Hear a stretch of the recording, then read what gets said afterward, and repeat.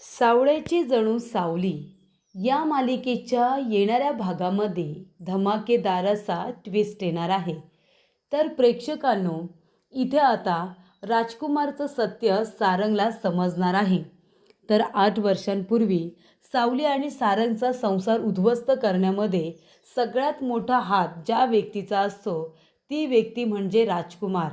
आणि त्यामुळे प्रेक्षकांनो, आत्तापर्यंत राजकुमारने एवढं मोठं कारस्थान करून तो सगळ्यांपासून लपून राहिलेला असतो. पण आता त्याचं सत्य हे समजलेलं असतं, ते सुद्धा सारंगला. आणि त्यामुळे फिरायला गेलेला सारंग हा तावारीने खूपच जास्त रागारागाने घरी परत आलेला असतो. आणि आल्यानंतर सगळ्यात आधी त्याने राजकुमारची गचंडी पकडलेली असते आणि राजकुमारची चांगलीच धुलाई केलेली असते. आणि त्याची धुलाई करून इथे आता राजकुमारला त्याने जाब विचारलेला असतो की का का तू असं केलंस. त्यामुळे प्रेक्षकांनो, इथे आता 8 वर्षांपूर्वी राजकुमारने जे कारस्थान केलं होतं, सारंग आणि सावलीला एकमेकांपासून वेगळं केलं होतं, त्यांच्यामध्ये गैरसमज निर्माण केले होते, ही संपूर्ण गोष्ट आता सारंगला समजलेली असते. आणि त्याचा संसार उद्ध्वस्त करण्यामध्ये ना इथे सावलीची चुकी असते ना सारंगची. सगळ्यात मोठी चूक असते ती भैरवी आणि राजकुमारची. या गोष्टीचा खुलासा सारंगसमोर झालेला असतो. तर प्रेक्षकांनो, येणाऱ्या भागामध्ये कशा पद्धतीने या गोष्टी पुढे घडत जातात, उलगडत जातात, आपण सविस्तरपणे बघूया. तर प्रेक्षकांनो, इथे आता सारंग मुलांना घेऊन, ओवी आणि अबीरला घेऊन सिंहगडावरती गेलेला असतो, फिरायला गेलेला असतो.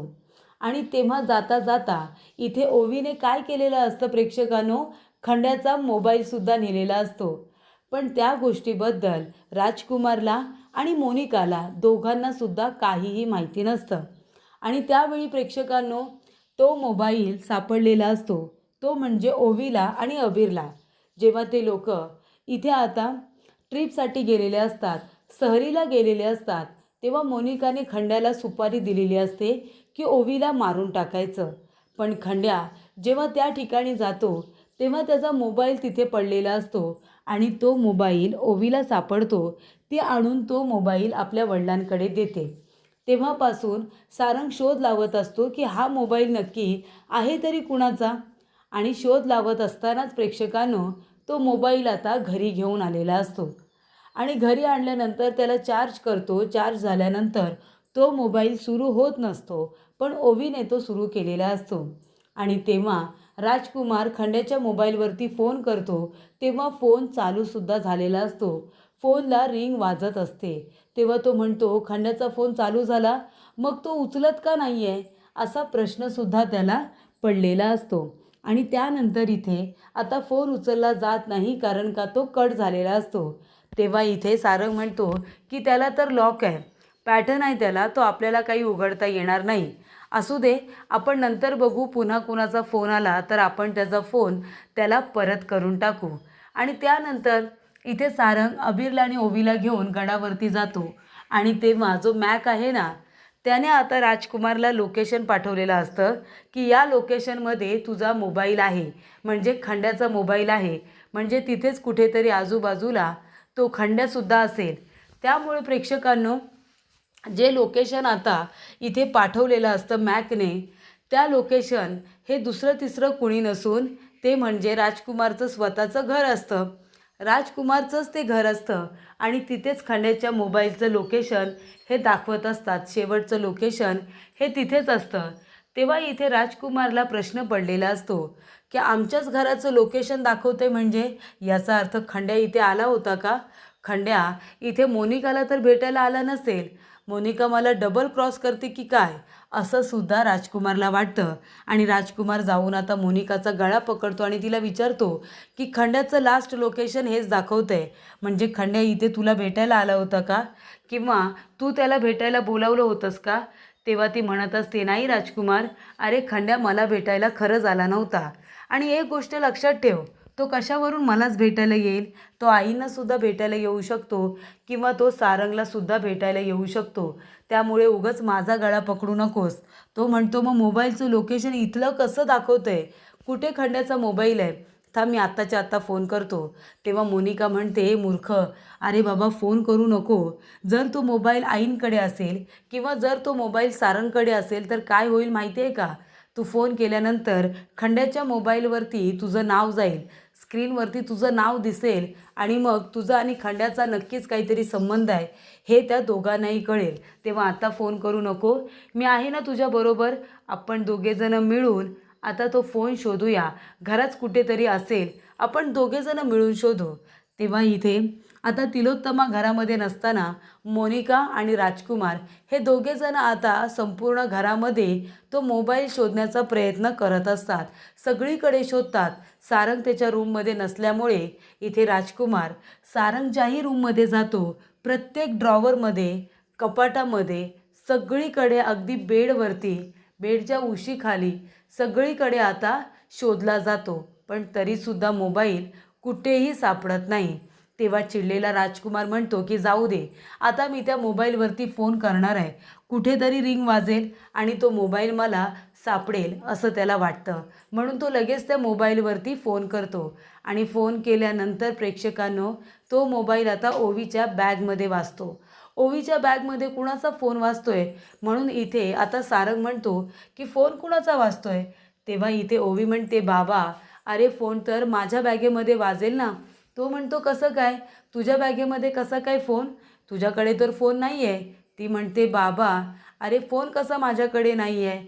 फोन तर आहे ना." तो म्हणतो, "कसं काय?" ती म्हणते, "आपल्याला नाही का तो फोन सापडलेला? तो मी आणला आहे ना बॅगेमध्ये. घरी कशाला ठेवायचं?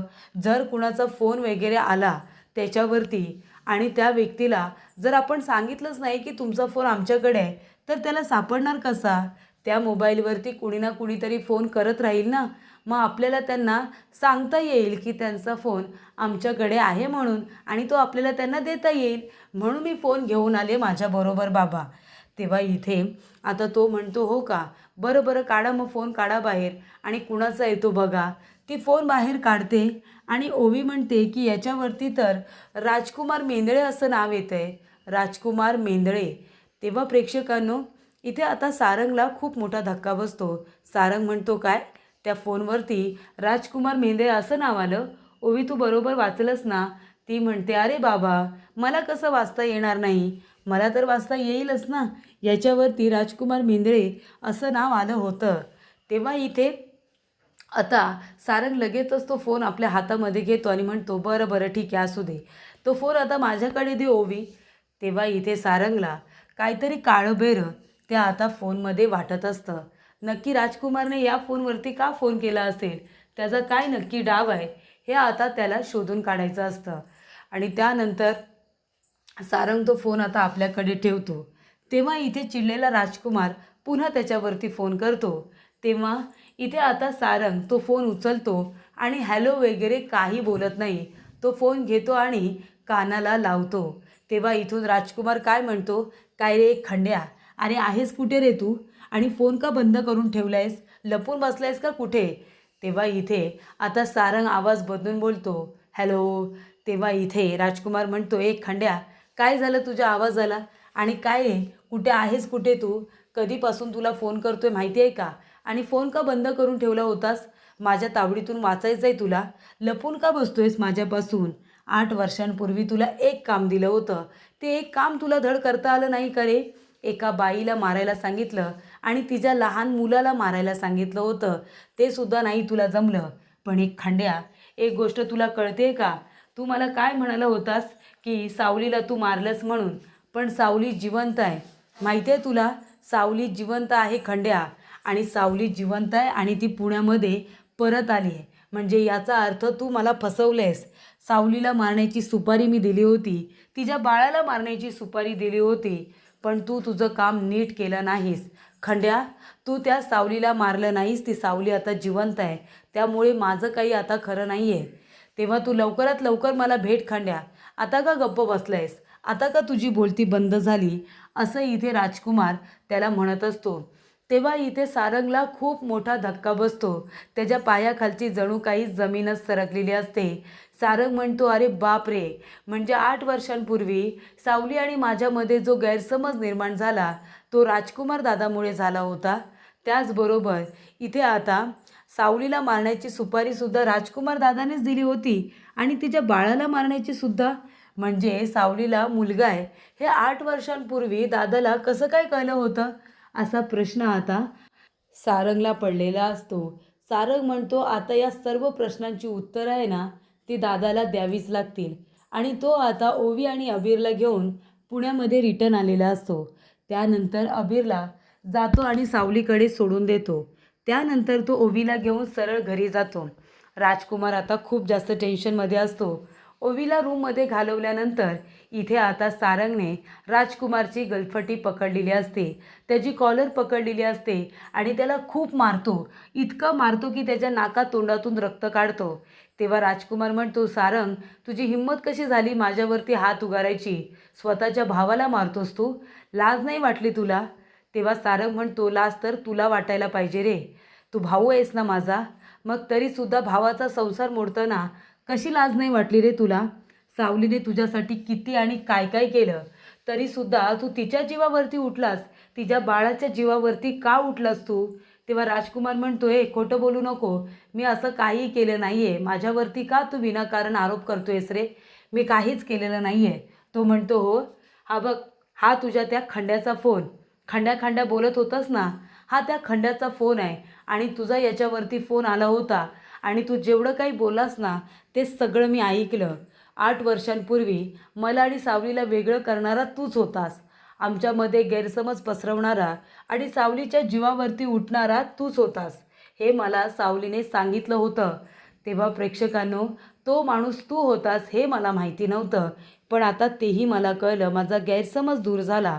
आणि अशा रीतीने प्रेक्षकांनो, इथे आता खंड्याच्या मोबाईलवरती राजकुमारचा फोन येताच चिडलेला सारंग घरी येतो आणि राजकुमारची चांगली आता धुलाई करतो, त्याची पूर्ण वाट लावून ठेवतो. आणि आता लवकरच हे सगळं राजकुमारने का केलं हे त्याच्याकडून आता तो विचारत असतो, त्याला जाब विचारत असतो. आणि एकदा का त्याचे गैरसमज दूर झाले की तो जाऊन आता सावलीची माफी मागून तिला मानाने घरी घेऊन येणार असतो, हे मात्र नक्की.